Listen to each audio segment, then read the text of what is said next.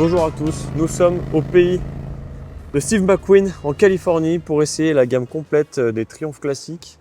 Et pour ce faire, je suis en la présence de mon cher ami Christophe Game, rédacteur en chef de Moto Revue Classique, une sommité de la moto classique. Oui. Tu as essayé les BSA d'antan, les Bonneville 650 à plan de joint vertical. C'est des motos que tu connais bien, toi. Et la question à laquelle on va essayer de répondre aujourd'hui, puisqu'on a essayé toute la gamme classique, exception faite de la Scrambler 1200. Exact. Bon, elle sort un petit peu pour moi du prisme classique.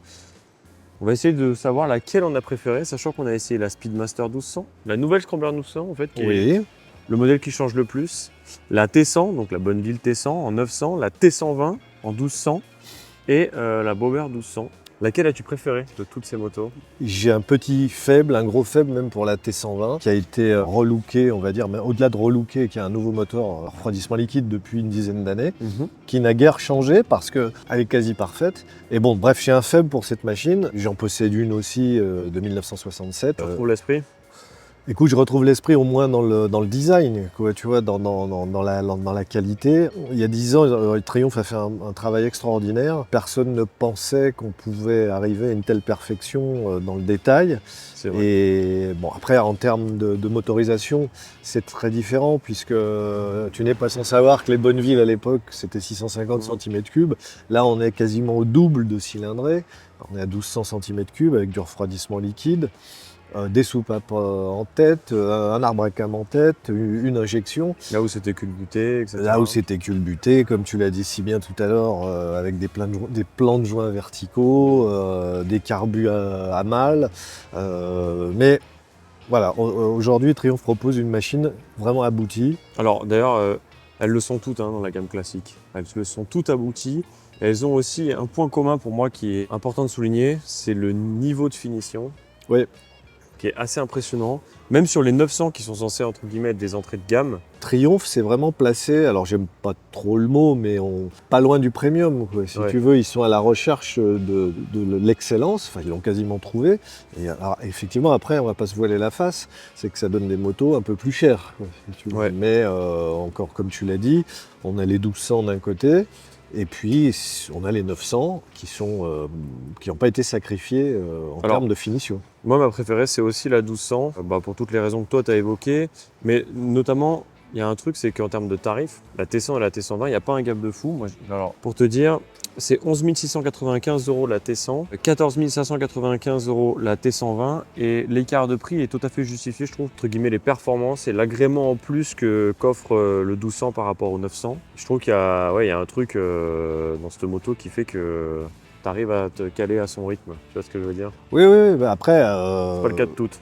Non, c'est vrai, mais après, on peut ne pas aimer, enfin là, je vais me faire l'avocat du diable un peu, on peut ne pas aimer le Big Twin, enfin le 1200, quoi, si tu veux. Ouais. Tu sais, on a pu le noter, il a tendance, forcément, c'est avec une cylindrée unitaire de 600 cm3, tu vois, il a tendance parfois à pilonner un peu, Encore, il y a bien pire. Hein. Non, mais bien sûr. Surtout qu'il y a un calage à 270 degrés qui le rend, je trouve, hyper Oui, non, mais voluptueux. toute proportion gardée, alors que le 900, sur lequel on a roulé hier, il y avait un petit moment que j'avais pas roulé avec, j'ai été agréablement surpris, parce que c'est un moteur vivant, quoi, si tu veux. Alors après, qui procure qui a moins de chevaux, moins de couple, mais je peux comprendre que certaines personnes se limitent à 900 cm3.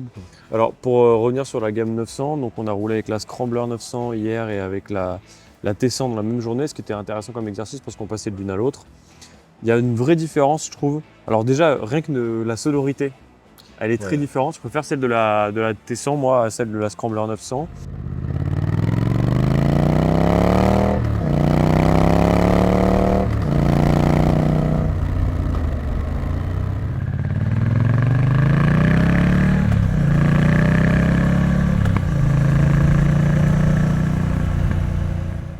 Et aussi dans la partie cycle, alors elles sont très différentes aussi, mais bien que la base soit commune, le moteur est strictement similaire, mais tout ce qu'il y a autour, c'est-à-dire l'injection, etc., et il y a des vraies différences. Et la Scrambler 900 est nettement plus, j'allais dire sportive, mais c'est pas le terme, plus dynamique, plus fun, plus vive aussi que la Bonneville T100. Il y a une vraie différence, je trouve qu'on la sent, elle est flagrante. Ça m'a pas empêché d'avoir préféré la T100, pour être tout à fait honnête. Déjà, j'ai un peu du mal avec cet échappement qui brûle le mollet. Ouais, alors si tu dis ça, tu vas pas être content parce qu'ils ont quand même fait un bon boulot, je trouve, sur l'échappement relevé. Il faut noter que Triumph quand même le seul à proposer À en oser, série. Ils osent, c'est pas facile. Sur la Ouais. 1200, on sait que c'est critiqué. Mais tu vois, on va pas citer les concurrents, on réussit à sortir des scramblers quand même sans échappement relevé. Alors, ça existait à l'époque, mais là, ça lui donne quand même, passez-moi l'expression, une bonne petite gueule.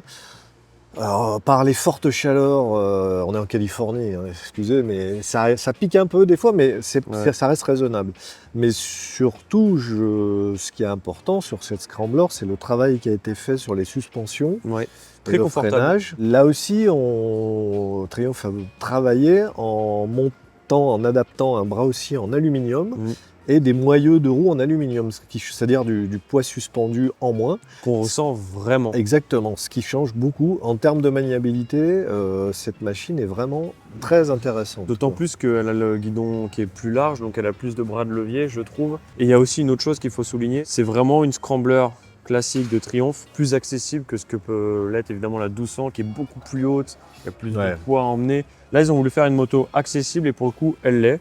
Après, moi, encore une fois, je préfère la T100 parce que l'agrément du moteur me convient plus, parce que j'aime le côté très authentique, ne serait-ce même que pour le tableau de bord. Là, tu vois, il y a le tableau de bord. Bah ça, de la gamme tu 660, prêches un converti, moi je l'écris régulièrement. Tu vois, les compteurs TFT, enfin tu vois, moi, ça me donne un peu des boutons, quoi, si Ouais. tu veux. Moi j'aime bien les 2 aiguilles, ou moins une, quoi, si tu veux. Alors effectivement, on retrouve ça sur la T100. Ouais. Sur la Scrambler, ça a été abandonné. Bon, Ce qui n'est pas pour le mieux, d'après moi. Et pour revenir ensuite sur la gamme 1200, on a donc essayé la Bobber. Moi, c'est mon coup de cœur, en tout cas esthétique. Pour moi, c'est une des plus belles machines de la production, mais c'est probablement une des motos les moins utiles de la production aussi, parce que tu Ouais, peux emmener alors voilà. personne, oui. tu peux balader, mais tu peux pas voyager très loin parce que mine de rien, elle n'est pas extrêmement confortable. Au quotidien, c'est quand même une moto qui est longue, elle n'est pas hyper agile, donc si tu fais du commuting, c'est pas forcément la meilleure. À part lézarder devant les terrasses et faire le Ouais, quai, sans parler du guidon plat, qui, Ouais. en tout cas pour moi, procure une position pas très adaptée, je trouve, Ouais. les bras tendus. Non, Et alors je me permets de rebondir, c'est-à-dire qu'on a essayé dans la foulée, enfin en même temps, la Speedmaster, oui, qui est en fait similaire à la la- Bobber en termes de base, ouais. en termes de base, sauf que alors elle a des commandes avancées, Oui. hein, pas des commandes reculées, des commandes avancées. Ouais, les repose-pieds Un sont guidon, allez, je vais dire chopper, c'est encore plus grand. Par le fait que ça frotte un peu dans les virages, les repose-pieds, ça m'a réconcilié avec, on va dire, la base du bobber, Ouais, si tu veux, ok. parce que dans le trafic, voilà, tu la conduis pas comme un V8 automatique, parce qu'il faut quand même passer les vitesses, et puis qu'il y a 6 cylindres de moins, mais c'est une moto adaptée à la Californie. Moins égoïste parce qu'il y a Ouais. une petite selle derrière. Il faut savoir qu'elles sont un poil plus chères, hein, ces deux-là. Ils ont fait un très bon travail, par exemple, pour faire une fausse suspension rigide derrière. C'est un cantilever en fait, mais c'est très bien fait. On sent, ils ont vraiment bossé Triumph C'est et hyper ça, bien intégré, je trouve. c'est très bien intégré et ça porte ses fruits. Je me souviens pas avoir roulé sur la Speedmaster. Ouais, j'ai essayé, je m'y suis astreint et bonne surprise Ouais. californienne, on va dire.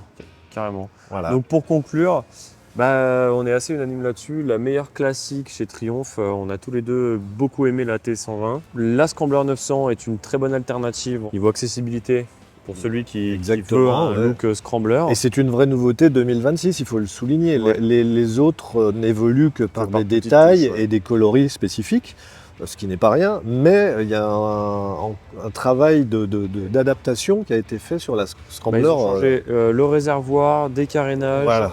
les suspensions, on est passé chez Showa. Voilà, il y a Beaucoup de choses nouvelles, quoi. C'est pas une nouveauté à 100%, mais il y a un travail important qui mérite le coup d'œil dans les concessions Triumph.